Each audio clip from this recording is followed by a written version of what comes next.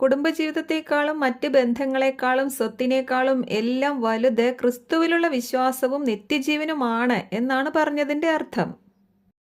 മാത്രവുമല്ല, ക്രിസ്തുവിലുള്ള വിശ്വാസത്തെ പ്രതി ബന്ധങ്ങളും സ്വത്തുവകകളും എല്ലാം ഉപേക്ഷിക്കേണ്ടി വരും, എല്ലാം നഷ്ടപ്പെടും എന്നും മനസ്സിലാക്കാം.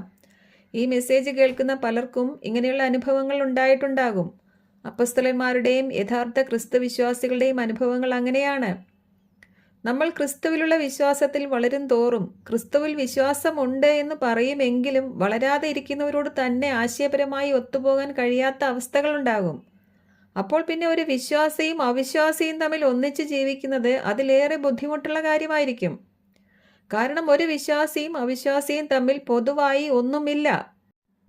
രണ്ട് വിശ്വാസികളെ തമ്മിൽ കണക്ട് ചെയ്യുന്നത് അവരുടെ വിശ്വാസമാണ്, യേശുക്രിസ്തുവാണ്, പരിശുദ്ധാത്മാവാണ്. എന്നാൽ ഒരു വിശ്വാസിയും അവിശ്വാസിയും തമ്മിൽ പൊതുവായി ഒന്നുമില്ല. അതുകൊണ്ടാണ് അവിശ്വാസിയായ ജീവിത പങ്കാളി വേർപിരിഞ്ഞു പോകാൻ ആഗ്രഹിക്കുന്നുവെങ്കിൽ പൊയ്ക്കൊള്ളട്ടെ എന്ന് പറഞ്ഞത്.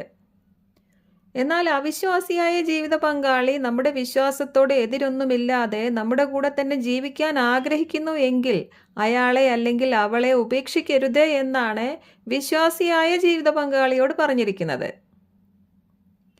ഈ വിഷയം ഡീറ്റെയിൽ ആയിട്ട് മറ്റൊരു ക്ലാസ്സിൽ പറയാം.